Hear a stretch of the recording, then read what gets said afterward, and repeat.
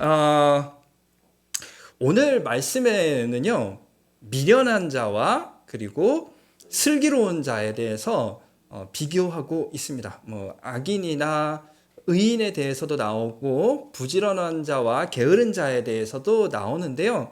오늘은 그 중에서도 슬기로운 자 그리고 미련한 자가 어떤 사람인지에 대해서 다 같이 살펴보도록 하겠습니다.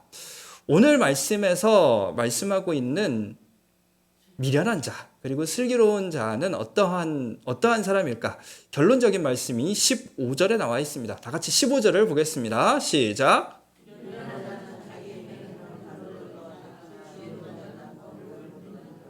아멘. 자, 이 말씀에 보니까요, 미련한 자는 자기 생각을 자기 생각을 가지고 있는 반면에 슬기로운 자는 남의 권고를 듣는다고 합니다. 미련한 사람은 자기의 확신에 차서 자기의 생각을 주장하는 사람이라고 하고요. 슬기로운 사람은 다른 성경들, 그러니까 이제 세번역이나 쉬운 성경을 보니까요. 이 사람들은 남의 충고를 잘 듣는 사람이라고도 이야기를 하고요. 자신의 생각을 주장하지 않는 사람이라고 표현하고 있습니다. 여러분들은 이 중에서 어떠한 성격을 가지고 계십니까? 내 생각이 옳다고 생각을 해서, 내 신념이 옳다고 생각을 해서 내 신념을 주장하는 편이십니까? 아니면 남들이 이야기하는 것에 대해서 경청하는 편입니까? 우리는 누구나 자기 신념, 자기 확신이라는 것을 갖기 마련입니다. 이런 자기 확신이나 자기 신념은 때로는 그 사람의 감각이나 통찰력으로 나는 이게 맞다고 생각해 라고 하기도 하고요. 때로는 그 사람이 걸어온 인생의 경험을 통해서 아니면 여러 가지 지식들을 축적해 가면서 내가 보기에는 이것이 맞아 라고 생각할 수 있게 됩니다. 그런데 그런 자기 신념은 누구에게나 있음에도 불구하고 어떤 사람은 자기 신념을 강하게 주장하는 사람이 있는가 하면 어떤 사람은 자기 신념이 있음에도 불구하고 남의 소리를 잘 듣는 사람이 있습니다. 그런데 오늘 말씀에 보면요. 자기 주장을 하는 것도 좋지만 그것보다도 슬기로운 사람은 남의 권고를 다른 이의 충고를 잘 듣는 사람이 슬기로운 사람이라고 말씀을 하고 있습니다. 그러니까 아까 제가 봤던 그 제 유형의 기도 제목 있죠. 오픈 마인드 하게 해주십시오. 정말 필요한 제목이 맞는 거죠. 슬기로운 사람이 되려면 말입니다. 이 이하의 구절들에서는요.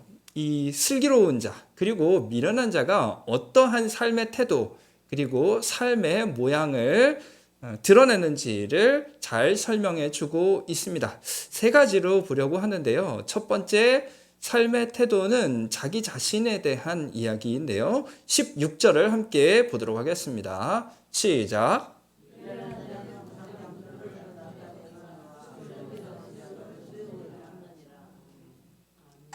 아멘.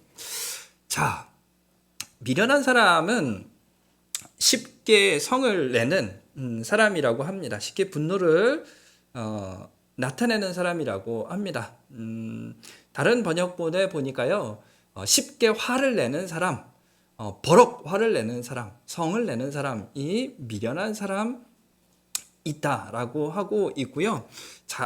또 인내하는 사람에 대해서 또 모욕을 당함에도 불구하고 인내할 줄 아는 사람이 바로 슬기로운 사람이라고 말씀하고 있습니다. 그렇지만 이 말씀이요. 화내는 것이 문제다라는 차원에서 이런 말씀을 하는 것은 아닙니다. 사실 화를 내야 되는 경우도 있습니다. 예수님께서 성전에 들어가셨을 때에 그곳에서 장사하는 사람들을 보시면서 불같이 화를 내셨고요. 사람들에게 이 노끈으로 채찍을 만들어서 사람들을 쫓는 한편 어떤 사람들 앞에 가서는 그 사람들의 장사하는 상을 둘러 엎기도 했습니다. 화를 내는 자체가 문제가 아니라 왜 화를 내는가가 중요한 것입니다. 그렇다면 미련한 사람은 왜 화를 내는 것일까요? 그리고 이 사람은 왜 참지 못하고 화를 내는 것일까요? 앞서서 본 말씀의 기초에서 생각을 해보면 이렇습니다. 미련한 사람은 자기 주장이 강하다고 하잖아요. 자기 확신이 강하다고 하잖아요. 왜 화를 낼까요? 마음에 들지 않기 때문에 화를 내는 것입니다. 왜 마음에 들지 않습니까? 자기가 생각했을 때에 자기 생각과 다르고 잘못된 일을 한다고 생각을 하기 때문에 화가 나는 것입니다. 그래서 이 사람은 화를 참지 못하고 보자마자 버럭 화를 내는 것입니다. 이렇게 하면 안 된다고 말입니다. 그런데 앞서서도 말씀드렸던 것처럼 과연 자기 주장을 하는 것만이 옳을까라는 부분을 살펴보아야 합니다. 사실 우리는 우리 생각이 맞다고는 하지만 그것이 100% 맞다는 것을 어떻게 확신할 수 있을까요? 사실 과학에서도요, 100% 확실하다는 것은 없습니다. 여러 가지 실험들을 통해서 거듭된 그 증명들을 통해서 과학자들은 법칙을 유도해냅니다. 그리고 이게 과학의 법칙이야. 무슨 제1법칙, 제2법칙 이런 것들을 만들어내기는 하는데요. 그런데 시간이 가면 그 법칙이 뒤집어 엎어지는 경우들이 왕왕 있습니다. 그것들에 대해서 용인하는 것이 과학입니다. 왜냐하면 지금까지 내가 아는 한에서는 이게 맞는데 앞으로 이게 깨질 수도 있어 라는 것을 사실은 그 가능성을 열어두고 있는 것이 과학 법칙입니다. 우리가 법칙이라고 얘기하는 그렇게 똑똑한 사람들이 내가 열심히 연구해 봤는데도 이게 맞아 라고 하는 것들도 깨어지는데 과연 우리의 경험들, 우리의 지식을 가지고 만들어낸 우리 확신이 얼마나 정확할까요? 그럼에도 불구하고 이 화를 내는 사람들은 내 말이 맞아 라고 내 말이 맞아 라고 하면서 자기 생각과 다른 것들을 보면 불같이 화를 내게 되는 것입니다. 반면에 모욕을 당하기까지 참는 사람들, 이 사람들은요, 끝까지 참는다는 의미 또한 아닌 것입니다. 무엇이냐면 모욕을 당한다고 할지라도 아니면 손해를 본다고 할지라도 지금 당장 화를 내지 않는 사람들이 슬기로운 사람입니다. 왜 화를 내지 않을까요? 화를 내는 대신에 심사숙고하는 그 시간을 가지게 되는 것입니다. 주변의 권고들, 주변의 충고들, 주변의 의견들 충분히 듣고 나서 그 다음에 조치를 취하는 사람이 사실은 슬기로운 사람입니다. 사실 지금 당장 불같이 화를 내거나 아니면 조금 생각해보고 전후좌우를 따져보고 화를 내거나 잘못된 것이 있으면 내가 화내는 시간 잘못된 것이 있다라고 하면 조금 지나서 화를 낸다고 해도 지적을 한다고 해도 큰 문제가 되지 않습니다. 오히려 일단 화를 냈는데 보니까 아이고 미안하다. 내가 잘못 생각했네. 이렇게 되면 그게 더 미련한 짓이죠. 그러므로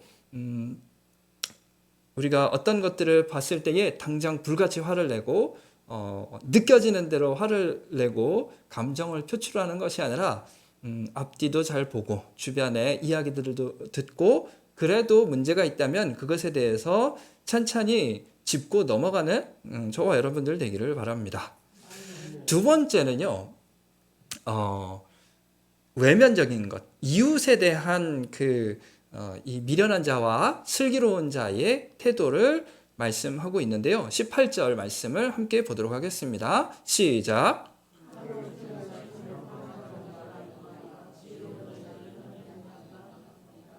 아멘. 네, 미련한 자는 비수와 같은 말들을 무턱대고 함부로 해댄다고 합니다. 이 사람들은 마치 사람들을 다치는 거에는 아무런 관심이 없다라고 하는 듯이 이런저런 말들을 무분별하게 하는 사람이 미련한 사람이라고 하고요. 반면에 슬기로운 사람은 영약과 같은 말을 한다고 합니다. 영약이라고 번역된 이 부분은 사람들을 고치는 약, 좋은 약이라는 뜻이에요. 그래서 이웃을 고치는, 이웃을 살리는 말을 하는 사람이 바로 슬기로운 사람이라고 말씀하고 있습니다. 요즘에 젊은이들이 사용하는 말들 중에 팩트 폭격이라는 말이 있습니다. 사실을 가지고 어떤 팩트를 가지고 사람들한테 무분별하게 막 이야기를 하는 거예요. 들으면서 뭐 네 말이 맞긴 한데 근데 기분은 나빠. 이런 이야기들을 하는 사람들을 향해서 야, 쟤는 너무 팩트 폭격을 하는 거 아니야? 팩트 폭격만 하고 있네라고 하는데요. 이렇게 팩트 폭격을 하는 사람들은요. 내가 사실을 말하는데 뭔 상관이 있어라고 하면서 이 말을 듣는 사람이 마음이 다치건 다치지 않건 간에 그냥 자기가 생각했을 때 옳다라는 그 말들을 해대는 사람이 팩트 폭격하는 사람입니다. 사실을 이야기하는 것은 중요합니다. 거짓말을 하지 않는 것도 중요합니다. 십계명에서도 거짓 증언하지 말라라고 말씀하고 있으니까요. 그런데 사람을 다치게까지 하면서 무조건 사실을 말해야 되는 것은 아닙니다. 잠시 사실을 말하는 것을 보류할 수도 있을 것이고요. 그냥 언급을 하지 않아도 되겠습니다. 때로는 선의의 거짓말이라고 하잖아요. 그런 것들도 때로는 필요하게 되는데요. 그런 거 상관없이 옳다고 생각하는 것들을 이야기하는 사람들이 있습니다. 결국 이 사람들의 주변에는 나만 아는 사람이 없게 되는 것이고요. 공동체 입장에서는 공동체를 어렵게 하는 것이 바로 이 사람입니다. 옳은 것을 말함에도 말입니다. 반면에 이 슬기로운 사람은요, 사람을 고치는 말을 한다고 합니다. 목사님께서 이야기를 해주셨죠. 사실과 진실과는 다르다고요. 우리가 해야 되는 것은 사실이 아니라 진실을 이야기를 하는 것이고요. 사실이라고 할지라도 그것을 잘 정제하여서 필요에 맞게 사용하는 것이 중요하고요. 이렇게 되었을 때에 그 사람은 이웃을 살리는 사람이 되겠고요. 이렇게 이웃을 살리는 말을 하는 사람들을 통해서 공동체는 살아날 수가 있고 튼튼해질 수가 있습니다. 자, 여기까지는요. 잠언을 처세술로 읽었을 때에 할 수 있는 내용입니다. 사실은 뭐 잠언이 아니더라도요. 이런 이야기들은 누구나 할 수 있는 이야기고 여러 책들에서도 들을 수 있는 말들입니다. 우리는요. 이 지점에서 한 걸음 더 나아가야 합니다. 과연 미련한 자와 슬기로운 자라는 그 구분 하에서 그들의 특징을 바라보면서 하나님 안에서 미련한 자 그리고 하나님 안에서 슬기로운 사람은 어떠한 사람일까를 다 같이 살펴보는 것이 우리에게 잠언 말씀을 주신 이유라고 할 수가 있겠습니다. 오늘 주신 말씀을 가지고 하나님 안에서 슬기로운 자 그리고 미련한 자, 특별히 하나님 안에서의 슬기로운 사람이 어떤 사람인지 세 가지를 통해서 살펴보도록 하겠습니다. 하나님 안에서 하나님이 보시기에 슬기로운 자라고 하는 사람은요, 하나님의 말씀을 듣는 사람입니다. 앞서서 말씀드리기를 미련한 사람은 자기 행위를 옳다고 이야기하는 사람이고 또 슬기로운 사람은 남의 권고를 듣는 사람이라고 말씀을 드렸습니다. 하나님 안에서 미련한 사람 역시 동일합니다. 자기 생각이 옳다, 내 행위가 옳다라고 생각하는 사람입니다. 그런데 한 가지 더 있습니다. 이 하나님 안에서 미련하다고 하는 사람들 중에는요, 그냥 처세술 차원에서는 지혜로운 사람도 있어요. 뭐냐면 하나님의 말씀까지 듣지는 않지만 내 생각만 주장하지 않고 타인들의 소리도 귀 기울이는 사람도 있습니다. 하지만 타인들의 소리를 귀 기울인다고 해서 그 사람이 하나님께 칭찬받는 삶, 하나님께 지혜로운 사람이라고 칭함받지는 않습니다. 왜냐하면 이 사람이 듣는 말은 세상의 소리, 그냥 주변 사람들의 소리일 뿐 하나님의 말씀을 듣지 않기 때문입니다. 하나님 안에서 진정한 지혜로운 사람이 되기 위해서는요, 나의 주장, 나의 생각을 내려놓고 하나님의 말씀에 귀를 기울이는 사람입니다. 그리고 그 하나님의 말씀을 들으면서 나의 생각을 조정해가는 사람, 나의 행동을 조정해가는 사람이 바로 하나님이 말씀하시는 지혜로운 사람, 슬기로운 사람입니다.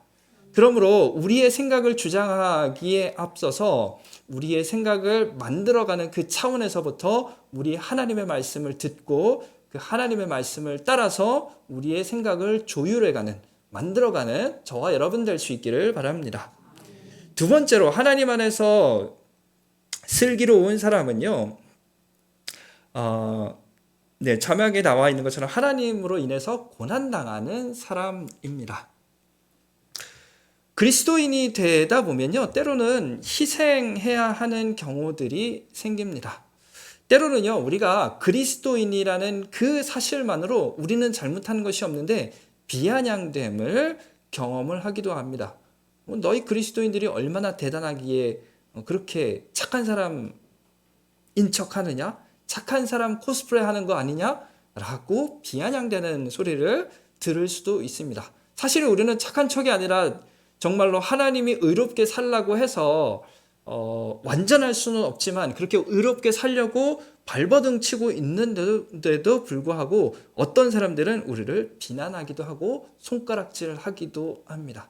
때로는 우리가 그리스도인이라는 그것만으로 희생을 강요당하기도 합니다.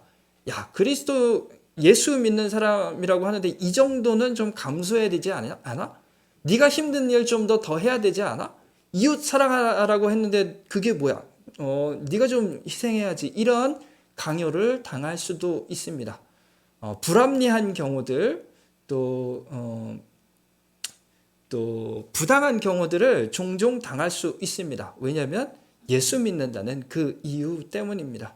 때로는 우리가 그것을 보면서 항변할 수 있습니다. 아니, 예수 믿는 게 죄야? 아니, 내가 잘못한 것도 아니고 그냥 상식적으로 행동한다고 하는데 그것 이상을 요구하는 너희들이 비상식적인 것 아니냐라고 말할 수가 있는데요. 그럼에도 불구하고 하나님께서는 우리를 희생하는 삶, 남들을 섬기는 삶으로 살아가라고 말씀하고 계십니다. 우리가 대접받기 위해서 이 땅 가운데 있는 것이 아니라 사람들을 섬기기 위해서 이 땅 가운데 보냄받았다고 말씀하고 있습니다. 그러므로 우리가 하나님 안에서 슬기로운 자가 되기 위해서 1등이 되기 위하여 몸부림치는 것이 아니라 그냥 적당히 나이스하게 살아가려고 하는 것이 아니라 사람들이 그리스도인이라고 비아냥된다면 그 비아냥도 감수하고 그리스도인이라는 이유로 부당하게 대우한다면 그 부당함도 어느 정도 감수하면서 하나님으로 인해서 고난을 감내하는, 그리고 인내하는 저와 여러분들 되기를 바랍니다. 그 인내함이요, 사실은 사람들에게 하나님의 사랑이 무엇인지를 보여주는 모범이 되게 만드는 것이고요. 또한 그런 희생으로 말미암아서 그리스도인들은 세상 사람들과는 다르구나. 저 정도라면 내가 그 뒤에 있는 그 하나님을 바라보고 싶다라는 고백이 나올 수 있습니다. 그것을 위해서 우리를 보내주셨으니까요. 조금만 참고 하나님 나라 갈 때까지 인내하는 그렇게 슬기로운 자 되기를 소망합니다. 세 번째는요, 등경 위에 놓인 등불과 같은 사람입니다. 앞서서 슬기로운 사람은 이웃에게 영향이 되는 사람, 이웃을 돕고 이웃을 고치는 사람이라고 말씀을 드렸습니다. 이웃을 사랑하는 사람이 바로 이 슬기로운 사람이라고 하는데요. 하나님 안에서 슬기로운 사람이라고 한다면요, 그냥 우리가 단순하게 이웃을 돕고 그냥 이웃들 사이에서 저 사람은 착한 사람이야 라는 소리를 듣는 그 상황을 넘어서서 우리 이웃들, 특별히 하나님을 알지 못해서 죽음을 향해서 가는 그 사람들에게 생명을 전해주는 그 사명을 감당할 때에 진정한 슬기로운 사람이 될 수가 있습니다. 죽음을 향해서 가는 사람, 죄로 인해서 병든 사람에게 예수 그리스도의 복음이 그들을 고치는 생명의 약이 될 수 있잖아요. 그래서 우리가 우스갯소리로 오래된 약은 구약이고 조금 새로운 약은 신약이라는 이야기도 하잖아요. 성경이 우리의 삶의 약과 같은, 우리의 삶을 살리는 약과 같은 그런 존재잖아요. 그런데 하나님은 그 약을 들고 우리가 이웃을 향해서 나아가라라고 말씀을 하고 계십니다. 그리고 그렇게 이웃을 향해서 나아가기 위해서는요, 우리가 등경 위에 놓여진 그 빛으로서 세워져야 합니다. 하나님께서 주신 그 빛을 세상을 향해서 반사하는 삶이 바로 이웃을 향해서 이웃을 고치는 우리의 삶이 될 수가 있습니다. 그러므로 우리의 삶이 그렇게 이웃을 섬기는 삶 되기를 원하고요. 이웃을 향해서 생명의 복음, 생명의 소식인 그 구원을 전하는 저와 여러분들 되기를 바랍니다. 예수님께서 승천하셨을 때에 예수님의 제자 공동체는 12명밖에 없었습니다. 그런데 그 12명밖에 없었던 제자 공동체가 300년 후에 로마로부터 인정받을 수 있었던 이유, 그리고 400여 년이 지나서는 로마의 유일한 종교가 될 수 있었던 이유는 바로 이렇게 그리스도인들이 이웃을 섬기고 이웃을 향해서 나아갔기 때문입니다. 그러므로 우리도 이웃을 향해서 나아감으로 우리 주위에 있는 사람들을 구원하고 그것으로 말미암아서 이웃들이 우리 예수 그리스도 이름을 인정하는 저와 여러분들 되기를 바랍니다. 그런 우리에게 잠언은 26절과 같은 26절로 약속을 해주고 계십니다. 26절을 다 같이 읽어보겠습니다. 시작.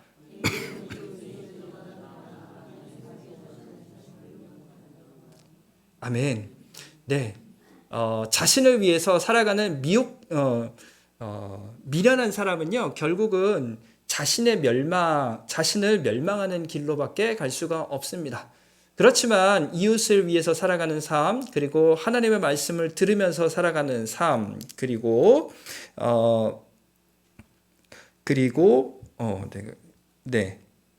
이웃을 향해서 살아가고 또 하나님의 말씀을 들으면서 살아가는 그 사람의 삶은 결국은 우리뿐만이 아니라 우리 이웃들도 생명의 길을 향해서 인도될 수 있게 할 것입니다. 그러므로 우리를 통해서 주님의 생명이 전해지는 저와 여러분의 삶 되기를 바랍니다.